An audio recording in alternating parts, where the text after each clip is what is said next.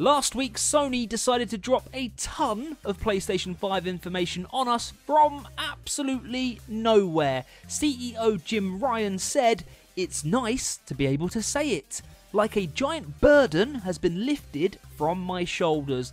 Now that quote is in relation to the first bit of news, is that Jim managed to confirm that the next generation console is indeed called the PlayStation 5/PS5. It continued on with a whole bunch of features being confirmed, so we're going to run down the list of features confirmed and then we'll have a little bit of a chat afterwards.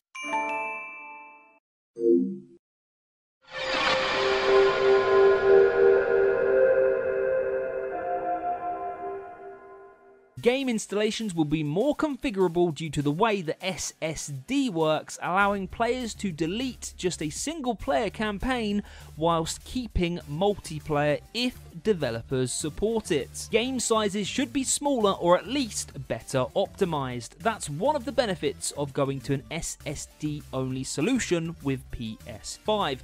Developers no longer need to duplicate data. The PlayStation 5 home screen will be more dynamic, better showing off live elements such as current available missions, or allow players to select their activity in real time. The PS5 will support backwards compatibility with seemingly all PS4 games. The PS5 won't be digital only. Physical media such as the current form of discs will still be supported. Some games will likely release on both the PlayStation 4 and PlayStation 5. The PS5 will have some form of cloud functionality. The current PlayStation VR headset will be supported on the PlayStation 5, however a new model is expected in the near future. That's it, that's all the features that were confirmed for the upcoming PlayStation 5, so I'm just going to share my thoughts on a few of the standouts. The first, of course, being game installations will be quicker, of course they will.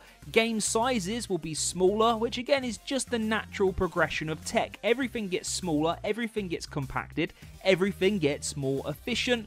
You would be shocked and mortified if everything was the same speed as the PlayStation 4. It would be a little bit weird. I like the fact that the PlayStation 5 home screen is going to be a bit more dynamic. The PS4 one is kind of boring. It's not very engaging in my opinion, so hopefully it has a little bit more of a draw to it. Of course, the big one being the PS5 will support backwards compatibility with seemingly all PlayStation 4 games. However, it does seem to be the case that they are kind of backing down from that a little bit. There's rumours that quite a lot of PlayStation 4 games won't be playable on the PlayStation 5, which I don't see why not. It's based off of the same system, so why on earth the entire PlayStation 4 library isn't playable on the PS5?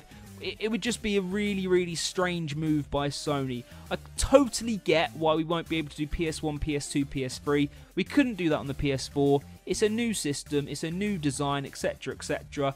But surely all PS4 games should be able to work on the next gen console. I will be really, really disappointed if that is not the case. It was great to have that the PS5 will not be digital only. Nobody expected it to be digital only. There's too much money in physical games for them to bin that off. There's too many companies and businesses which rely on those sales. So it would be a little bit of a strange decision to do that this early on, in my opinion. I fully expect to see a diskless or no disk drive PlayStation 5 in the future, but certainly not at this stage at the moment. Now, some games will release on both PS4 and PS5. Of course they will. There's always that crossover. It's obviously going to be a Battlefield game. There's obviously going to be a FIFA. There's obviously going to be an NBA game. It's the same every generation. Now, the PS5 will have some form of cloud functionality. Again, they've been progressing and pushing this feature this gen. So why wouldn't they? It's kind of an obvious one, but again, nice to have it confirmed. And the final thing, which I think will keep a lot of people happy, is that the PlayStation VR headset will be supported on the next gen console. They are not cheap bit of kits, those PlayStation VR headsets, so if it wasn't supported, there would be a lot of unhappy people, I'm sure. But it's great to have it confirmed, as is everything confirmed, which is great to hear.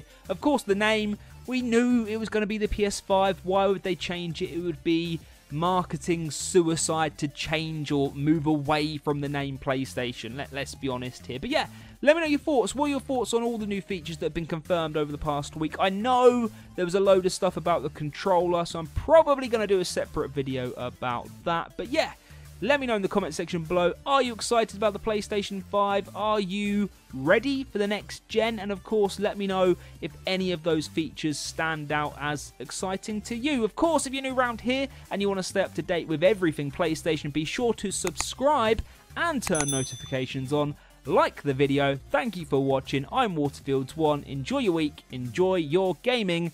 See you later.